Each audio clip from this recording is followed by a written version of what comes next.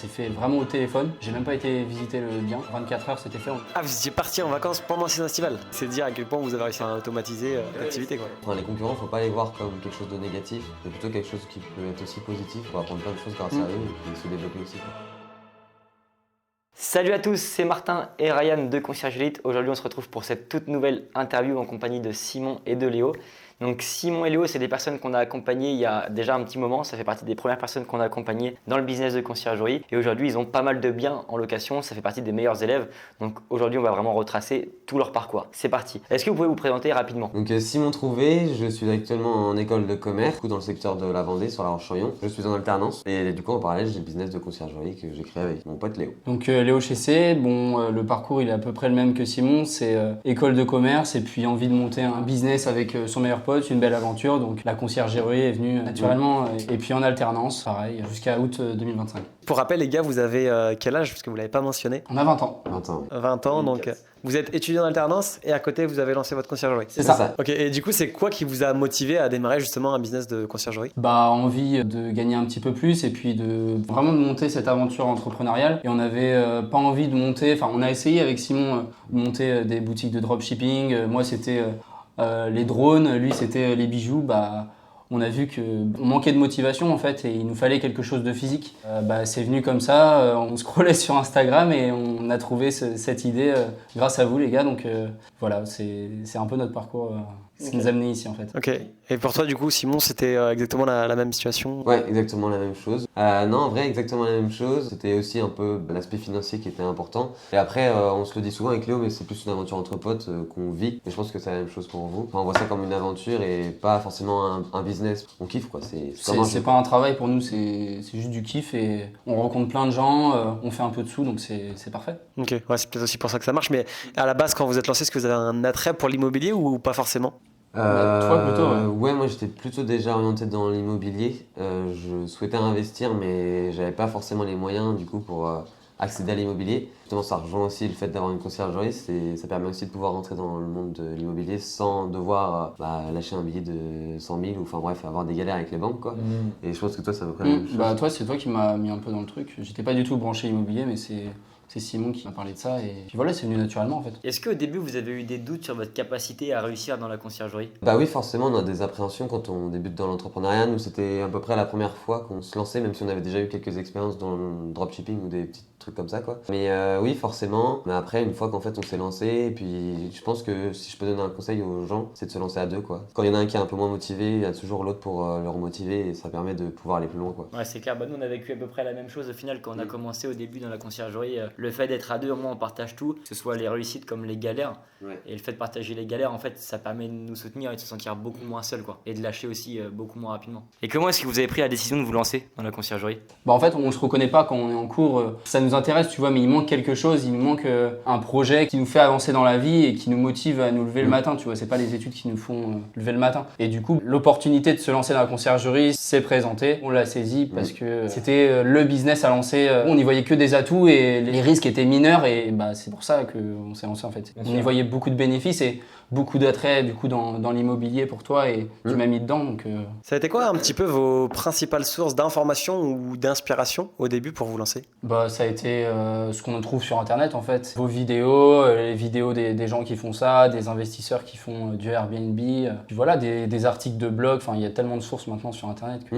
Et pourquoi est-ce que vous avez considéré que c'était le moment idéal pour créer une conciergerie? En fait, Airbnb, on a remarqué que c'était hyper tendance et puis même nous, on est utilisateurs d'Airbnb. Donc en fait, si on peut lancer un business dans un domaine ou dans un secteur qui est en évolution, en fait, c'est le top parce que ça veut dire que notre business, il peut tourner encore pendant 5 ou 10 ans, voire plus quand en fait, ça dépend des... C'est de l'avenir, cette façon de consommer, ça amène tellement d'expérience que en fait, c'est dingue en fait. Ouais, c'est clair. Il y a l'aspect où tu vas récupérer un bien qui est pas le tien, tu vas le gérer, donc tu vas du coup apprendre à gérer des biens, tu vas savoir exactement combien est-ce que ça rapporte. Vous avez aussi mentionné le fait que vous voulez faire de l'immobilier. En tant qu'étudiant, c'est quand même compliqué d'investir. Donc là, l'avantage de la conciergerie, c'est qu'on peut commencer à partir de zéro, quoi. C'est clair. Et justement, par rapport à ça, c'est quoi un petit peu votre expérience? Est-ce que vous avez investi beaucoup d'argent au début quand vous avez créé votre conciergerie? Bah non du tout, hein. Franchement c'était juste on a payé notre site web, donc ça c'est un petit financement mais après c'était hyper léger et puis en fait on peut très bien commencer sans site web, ça marche aussi. Donc en fait non c'était quasiment 0 € quoi. C'est juste de la prospection en fait. Ouais, juste de la prospection et par contre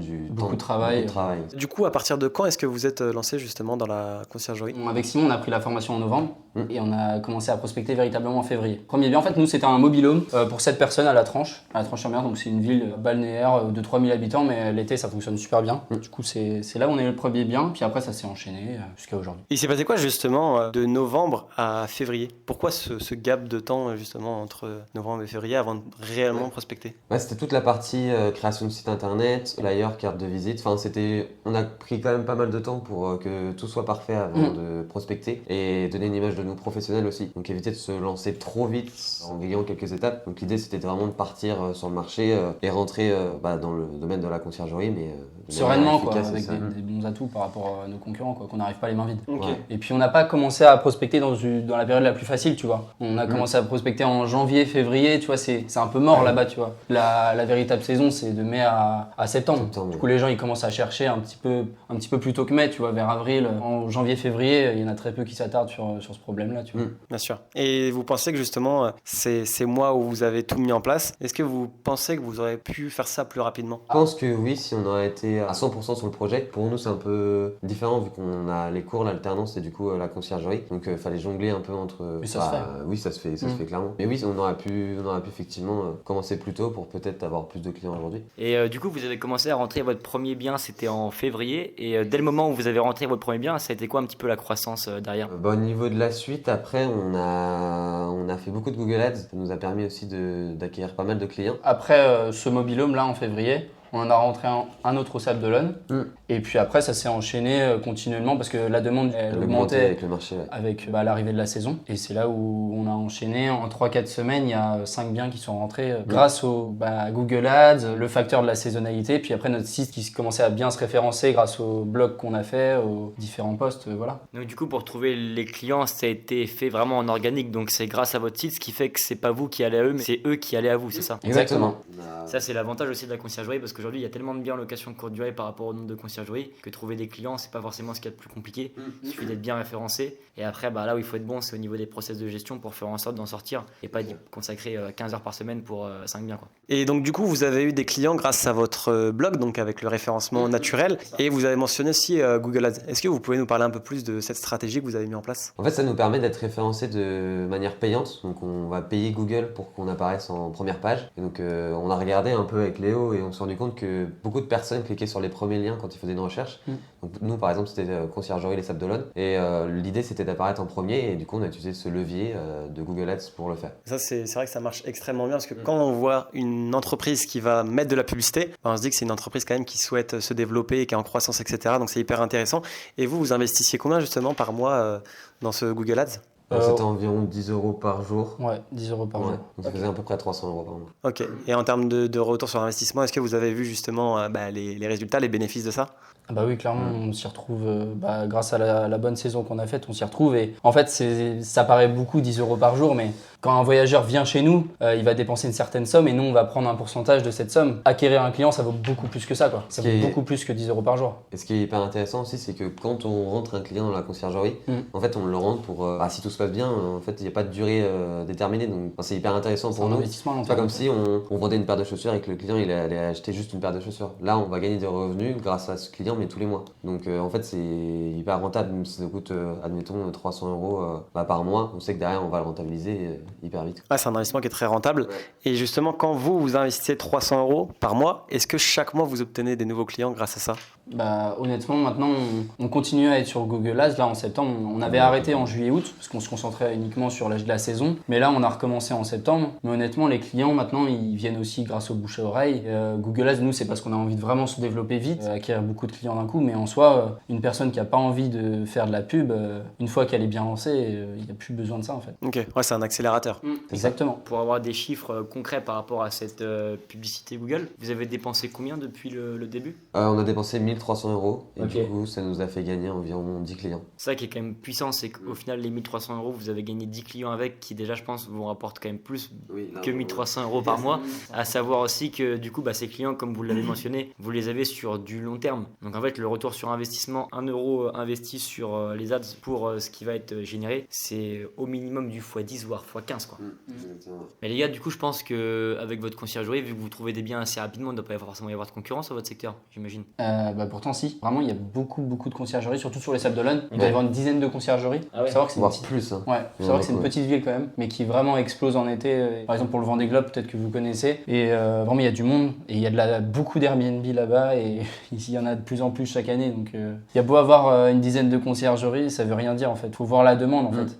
Si votre secteur il a 1000 logements en location courte durée pour 10 conciergeries, Ça le fait toujours quoi. Ouais, c'est clair, parce qu'en fait, il y a beaucoup de personnes qui pensent que le fait qu'il y ait 4-5 concurrents, c'est bon, c'est mort, on peut rien créer. Alors qu'au final, Il y a de la Ouais, place au pour tout contraire. le monde. Ouais. Mm. Ouais. Et surtout entre conciergerie, je sais pas si vous aussi c'est pareil dans votre secteur, mais on est quand même assez soudés. Je vois, nous, dans le secteur de la Vendée, on fait des rendez-vous en fait avec toutes Des les conciergeries rencontres, de Vendée et ça nous permet de rencontrer tout le monde et c'est hyper intéressant quoi. Mm. Donc les concurrents, faut pas les voir comme quelque chose de négatif, mais plutôt quelque chose qui peut être aussi positif parce qu'on peut apprendre plein de choses grâce à eux et puis se développer aussi quoi. Non, en réalité, ouais, c'est pas trop de la concurrence, mais c'est ça, c'est plus des partenaires, on va dire. On fait la même activité, mais nous, je sais que dans notre secteur, plusieurs fois, des conciergeries nous envoyaient des biens parce que eux n'en prenaient plus. Et on n'a pas forcément la même offre, tu vois. Par exemple, là, il y a une conciergerie qui va se focus que sur des appartements, des grands appartements, et une autre que sur des maisons. Ouais, Donc, dès que si c'est des grandes maisons, nous, c'est pas notre type de clientèle. Nous, c'est plutôt des appartements, etc. en ville.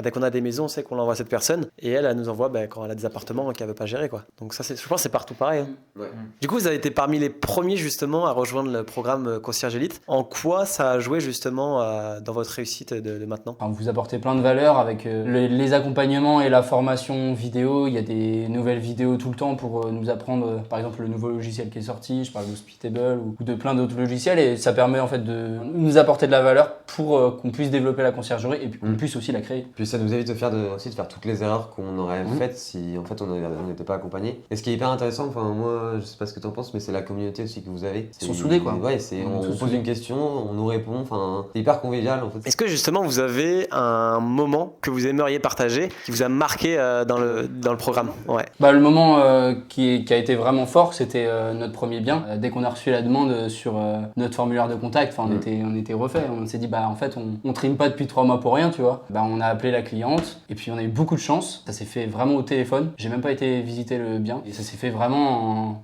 en 24 heures c'était fait. On a reçu le formulaire et en 24 heures on avait le bien en gestion. Et dans la semaine on allait prendre les photos et ça s'est fait hyper rapidement au début. comment est-ce que votre vie a changé depuis que vous avez votre business de conciergerie? On est content parce que ça marche bien quoi, donc c'est hyper cool. Et puis c'est une aventure aussi entre potes et ce qu'on en retient le plus, c'est qu'en gros on a de ouf développé nos compétences. Donc tout ce qui va être relationnel au niveau de la gestion des aides ménagères, en fait c'est plein de choses qu'on n'avait pas l'habitude de faire mais qui nous a vraiment apporté des compétences et maintenant c'est hyper utile dans la vie de tous les jours quoi. Ne serait-ce que ne pas avoir peur en passant un coup de téléphone. Ah, c'est plein de victoires sur vous quoi. Voilà, C'est communication, marketing, la vente, gérer des personnes qui vont s'occuper du ménage, c'est un ensemble. On étudie ça en école de commerce donc c'est sympa de l'appliquer. Justement, tu parles d'école. Donc là, vous êtes étudiant. Si on parle concrètement, donc si vous voulez le partager ou pas, en termes de chiffres avec vos 12 biens en gestion, si vous pouvez nous dire un peu justement combien est-ce que vous arrivez à générer. Du coup, nous, on est très contents de notre première saison. On sait que notre marché est vraiment très saisonnier, donc c'est vraiment juillet-août. Moi, je vais parler de juillet-août. En juillet, on a fait 1500 chacun. Net. Moi, j'ai calculé, on fait 60% de marge nette. On enlève à ça les frais de logiciel. La pub est allée sur toute l'année. Frais de logiciel, les ménages, parce qu'on ne fait pas le ménage. Études et alternance, on n'a pas le temps de faire le ménage, donc on délègue. Mais sinon après sur les 2 mois on a fait à peu près 15 000 € de chiffre d'affaires. 15 000 € et 4 000 dans notre poche chacun. Voilà, pour à peu près 4 heures de travail par mois. Et ça va paraître peu, on dit 4 heures, mais il y a eu beaucoup d'heures avant ces mois-là. Ouais, c'est ça. Quand on est dans la gestion en juillet-août, on passe très peu de temps parce que tout est automatisé. On prend des biens de qualité, donc on n'a pas trop de soucis, mais ça peut arriver quand même. Et ces 4 heures, en fait, c'est de la gestion, appeler le plombier, se rendre au logement, vérifier quelque chose, c'est rien de sorcier. En fait, une fois que l'annonce Airbnb est créée et que tout est mis en place, là, on n'a quasiment plus rien à faire à part tout ce qui est maintenance ou un peu gestion avec les aides ménagères, mais sinon c'est la partie vraiment, commerciale. Ouais, aussi. Mais si on prospecte vraiment pas et on met ça de côté, la gestion en elle-même, c'est vraiment 4 heures par mois quand même. Ok. C'est juste des coups de téléphone. Ce qui est cool aussi, c'est qu'on a une liberté géographique. Par exemple, nous on a eu des problèmes d'eau chaude en août. Bah moi j'étais parti en vacances, Léo aussi. En fait, on avait juste à appeler le plombier et le plombier est parti régler le problème quoi. Ah, vous étiez parti en vacances pendant la saison estivale. Ah oui. Donc là, c'est dire à quel point vous avez réussi à déléguer, enfin à automatiser l'activité. Quoi. Et ça fait quoi justement de vous dire, ok, vous là vous êtes en études et à côté de ça, vous avez un business justement qui vous génère 2000 euros, 4000 par mois. Ça fait quoi exactement? C'est génial. On va pas dire qu'on a atteint une liberté financière, mais on peut se permettre plus de choses qu'on se permettait pas avant. Mais ouais, c'est top, franchement. Mais on vise plus parce que voilà, quand on rentre dans ce bain-là, qu'on est un peu dans cette fibre entrepreneuriale, ça nous convient jamais en fait. On a toujours envie d'avancer. C'est quoi vos objectifs à long terme, justement, avec ça, la conciergerie ou même l'immobilier en général? Ouais, vas-y, déjà on s'est fixé un objectif pour l'été prochain, c'est d'avoir à peu près 30 logements. Donc ça ferait 20 logements en plus en à peu près 7-8 mois en gros.